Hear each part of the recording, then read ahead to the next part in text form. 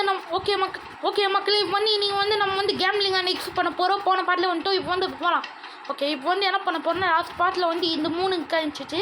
அடுத்தது வந்து இப்போ வந்து கொஞ்சம் மேலே போயிட்டு மீம் லக் கேட்க போகலாம். எங்கள் normal 32 normal meme luck cakes இருக்குது.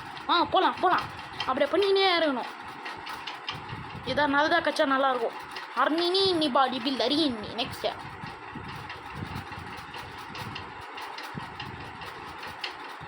ஸ்குவால கவர்லோ ஒன் அடைச்சி இன்னத்து குட்டி ஞாபகம் நீ கச்சிருவோம்.